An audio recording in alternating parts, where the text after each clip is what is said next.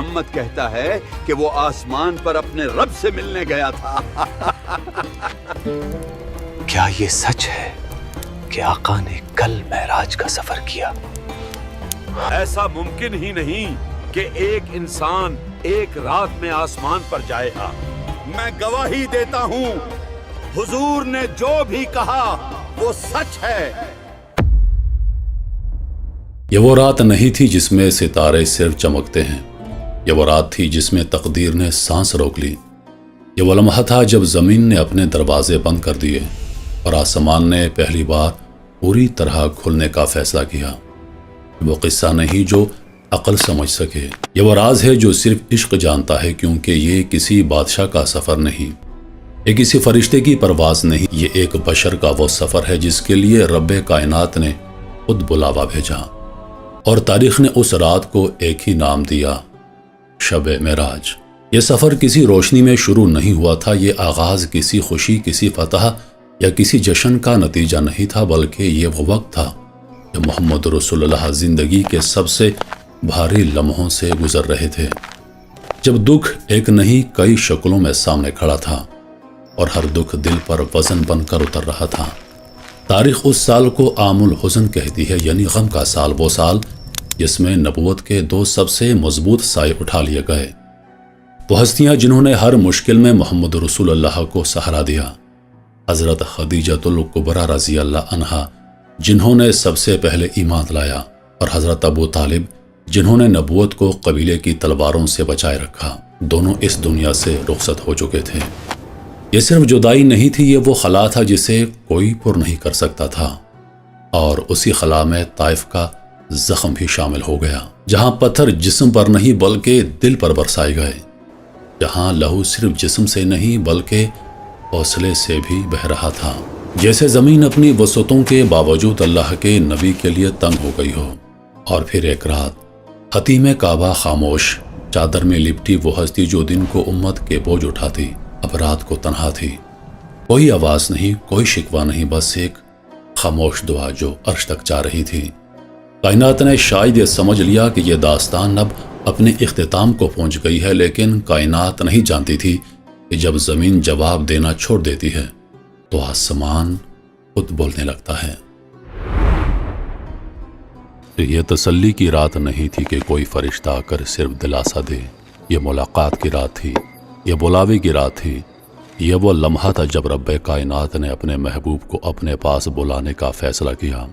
رات کا ایک حصہ گزر چکا تھا کہ اچانک فضا بدلی، کعبہ کی چھت شق ہوئی اور زمین نے وہ منظر دیکھا جو اس سے پہلے کبھی نہیں دیکھا گیا تھا۔ فرشتوں کے سردار جبریل امین علیہ السلام وقار، نور اور ہیبت کے ساتھ زمین پر اتر آئے۔ یہ کوئی معمول کی آمد نہیں تھی، یہ اعلان تھا کہ اب وہ ہونے والا ہے جو نہ عقل کی حد سے ہے اور نہ وقت کے پیمانے میں۔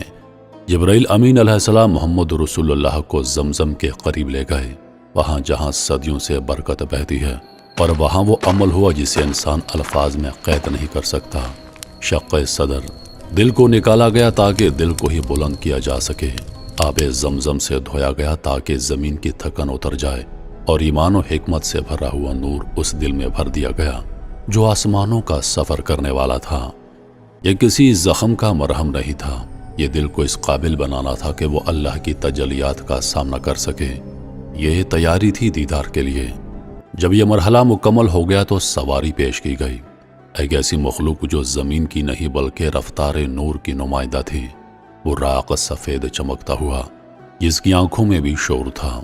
جب محمد رسول اللہ سوار ہونے لگے تو براق کا جسم لرز اٹھا، خوف سے نہیں بلکہ عظمت سے، اور جبرائیل علیہ السلام نے وہ جملہ کہا جس نے براق کو بھی خاموش کر دیا کہ آج تک تیرے اوپر محمد رسول اللہ سے زیادہ معزز کوئی سوار نہیں ہوا۔ اور پھر زمین پیچھے رہ گئی، مکہ کے پہاڑ، ریت کے میدان سب دھند میں بدل گئے۔ یہ سفر قدموں کا نہیں تھا، یہ نظر کا سفر تھا، اور پلک جھپکتے ہی مسجد اقصی سامنے تھی۔ یہاں فضا بدلی ہوئی تھی، یہ انبیاء کی سرزمین تھی، اور آج یہ سرزمین ایک فیصلہ کن لمحہ دیکھنے والی تھی۔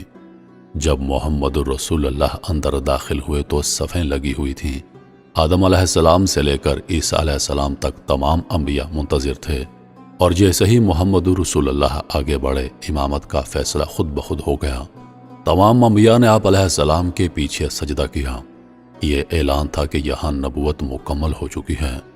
जब मस्जिद अक्सा में वो नमाज मुकम्मल हो गई जिसमें ज़माने के सारे नबी एक ही सफ़ में खड़े थे, तो ये सिर्फ इबादत नहीं थी, ये ऐलान था कि नबूवत की क़यादत अब एक ही हस्ती के पास है और वो हस्ती मोहम्मद मुस्तफ़ा सल्लल्लाहु अलैहि वसल्लम है। यहाँ ज़मीन का सफ़र ख़त्म हो गया। अब वो मरहला शुरू होने वाला था जिसे इंसान ने कभी नहीं देखा और जिसका तस्वुर भी अकल की गिरफ्त से बाहर है। ये मेराज थी, यानी ज़मीन से आसमान की तरफ उठाया जाना, सीढ़ी नहीं नूर का रास्ता। पहला आसमान दरवाज़ा बंद था। जिब्राइल अमीन अलैहिस्सलाम ने दस्तक दी।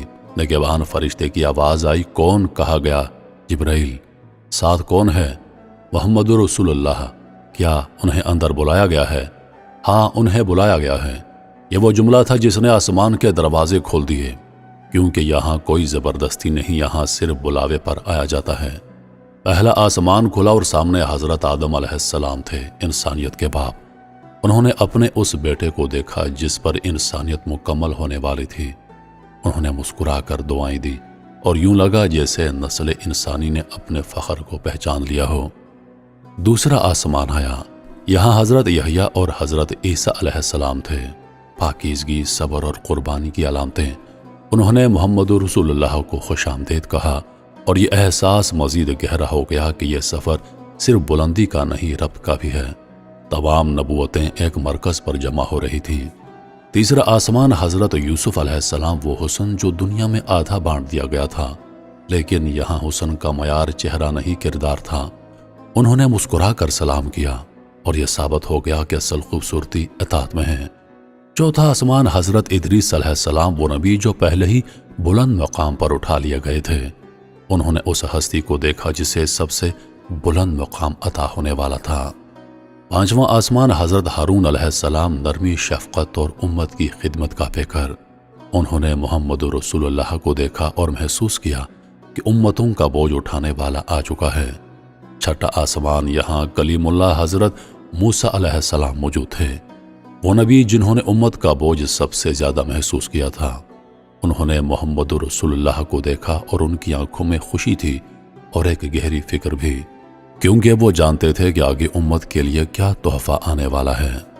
और फिर सातवां आसमान, जहां बैतुल मामूर जगमगा रहा था, वो घर जिसका तवाफ ज़मीन पर काबा की सूरत में होता है।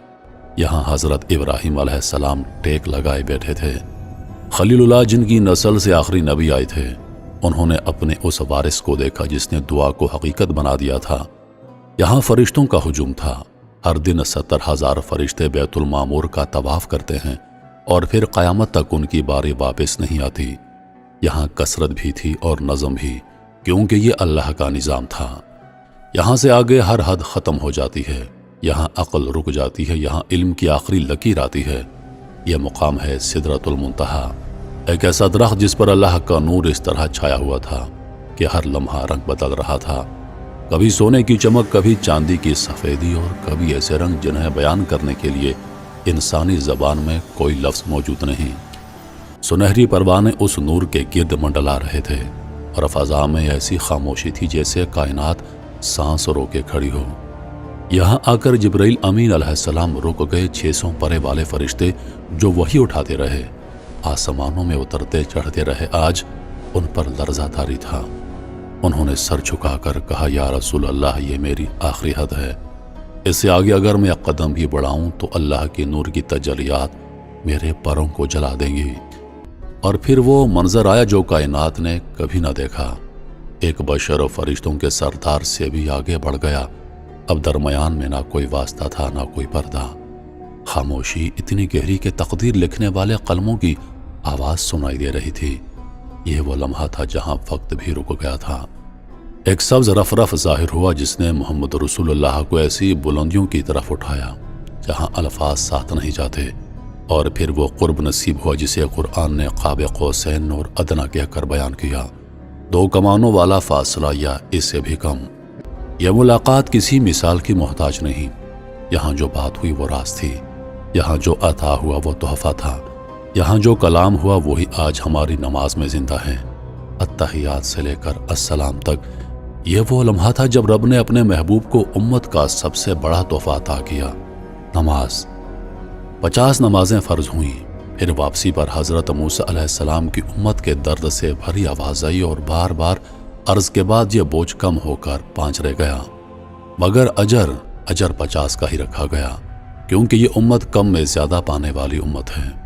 یہ سفر ہزاروں سالوں پر محیط تھا، لیکن جب محمد رسول اللہ واپس مکہ پہنچے تو دروازے کی کنڈی ابھی بھی ہل رہی تھی، بستر کی حرارت باقی تھی، وقت زمین پر تھم گیا تھا۔ صبح ہوئی تو عقل کے پجاری ہنسنے لگے۔ انہوں نے کہا، یہ کیسے ممکن ہے؟ ایک رات میں آسمانوں کا سفر؟ لیکن ایمان نے جواب دیا۔ حضرت ابوبکر صدیق رضی اللہ عنہ نے کہا کہ اگر محمد رسول اللہ کہتے ہیں تو یہ سچ ہے، اور اسی ایک جملے نے انہیں صدیق بنا دیا۔ اور حضرت علی رضی اللہ عنہ جب عقلیں لرز رہی تھیں تو باب العلم کا یقین پہاڑ کی طرح قائم تھا، کیونکہ یہ سفر عقل کا نہیں بلکہ عشق کا تھا۔ معراج ہمیں سکھاتی ہے کہ جب انسان اللہ کے لیے سب کچھ کھو دیتا ہے تو اللہ اسے وہ عطا کرتا ہے جو نہ کسی آنکھ نے دیکھا اور نہ کسی کان نے سنا۔